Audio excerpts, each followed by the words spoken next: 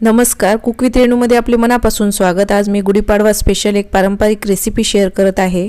ही माझ्या आजीची रेसिपी आहे। वेगवेगळ्या भागात वेगवेगळ्या नावांनी या रेसिपीला ओळखले जाते। काही भागात याला उगादी पचडी म्हणतात, काही भागात याला पचडा म्हणतात आणि करण्याची पद्धत सगळ्यांची वेगवेगळी असते। हे पेय चवीला तर खूपच भारी लागते आणि गुढीपाडव्याच्या दिवशी नैवेद्य म्हणून हे पेय आवर्जून बनविले जाते। या पेयाला आमच्याकडे पचडा म्हणतात। माझी आजी हे पचडा बनवायची आणि मला तुम्हाला सांगायला आवडेल, देवाच्या कृपेने आज तिचं वय 102 वर्ष आहे। ही खूपच जुनी रेसिपी आहे आणि जर तिची रेसिपी तुम्हाला आवडल्यास एक लाईक नक्की करा।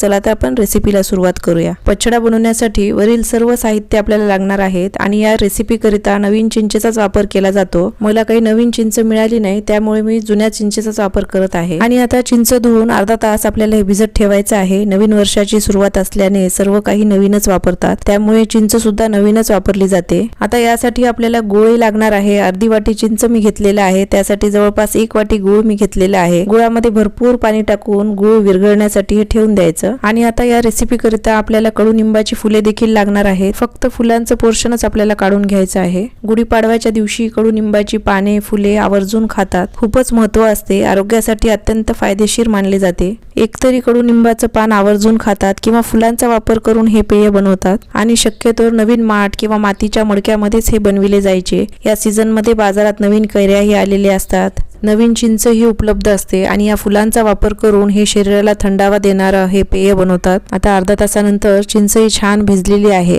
चिंचेचं पूर्ण गर आपल्याला काढून घ्यायचं आहे आणि गूळही बघा छान विरघळलेला आहे आणि गुळाचं पाणी आता आपण हे गाळून घेऊया। आधी मी गुळाचं पाणी गाळून घेते, काही खडे असले तर ते निघून जातील। आणि आता चिंचेचं गर मी गाळून घेते आणि आवश्यकतेनुसार आपल्याला पाणी टाकून घ्यायचं आहे। लागेल तसं पाणी आपल्याला ऍडजस्ट करून घ्यायचं आहे। तुम्हाला किती क्वांटिटी मध्ये बनवायचं आहे त्यानुसार आपल्याला पाणी टाकून घ्यायचं आहे। आणि आता चवीनुसार मीठ मी टाकून घेतलेले आहे आणि आता थोडीशी कैरी मी किसून यामध्ये वापरणार आहे आणि वरची साल मी काढून घेतलेली आहे। कच्चीच कैरी आहे आणि आता कैरीचा सीझनही आहे, त्यामुळे कैरीचा वापर आवर्जून करतात। कैरीचं किस तुम्ही टाकू शकता किंवा कैरीचे छोटे छोटे तुकडे करूनही तुम्ही यामध्ये टाकू शकता। आणि आता चारोळी मी टाकून घेतलेली आहे। माझी आजी यामध्ये चारोळी टाकायची आणि हे चवीला तर खूपच छान लागते। आणि आता आपण कडुनिंबाची जी फुले तोडून ठेवली होती ते आपण टाकून घेणार आहोत आणि कडुनिंबाची फुले धुवूनच मी वापरलेली आहेत। माझ्या आजीच्या पद्धतीची गुढीपाडवा स्पेशल पचडा बनवून रेडी आहे आणि चवीला तर खूपच भारी लागते। गुळाचा गोडवा, चिंच कैरीचा आंबटपणा, कडुनिंबाच्या फुलांचा कडवटपणा असे सारे फ्लेवर्स यामध्ये असतात आणि खूपच युनिक फ्लेवरचं हे पेय आपलं बनते। गुढीपाडव्याच्या दिवशी नैवेद्य म्हणून हे बनविले जाते। नैवेद्य दाखविल्यानंतर सर्वांनाही सर्व केली जाते। हे पचडा माठामध्ये माझी आजी बनवायची आणि थंडगार प्यायला खूपच छान लागायचं। लहानपणीच्या खूपच आठवणी आहेत या रेसिपी सोबत। हे पेय खूपच हेल्दी आहे, उन्हाळ्यामध्ये आपल्या शरीराला थंडावा सुद्धा देते। हे पेय वेगवेगळ्या ठिकाणी वेगवेगळ्या पद्धतीने बनविली जाते। आज मी माझ्या आजीच्या पद्धतीने हे पचडा बनवलेला आहे। खूपच रिफ्रेशिंग असं पेय आहे। तर आजची रेसिपी तुम्हाला कशी वाटली कमेंट करून नक्की सांगा आणि रेसिपी आवडल्यास लाईक, शेअर, सबस्क्राईब करायला विसरू नका। आणि वेळात वेळ काढून रेसिपी पाहिल्याबद्दल तुमचे खूप खूप मनापासून धन्यवाद।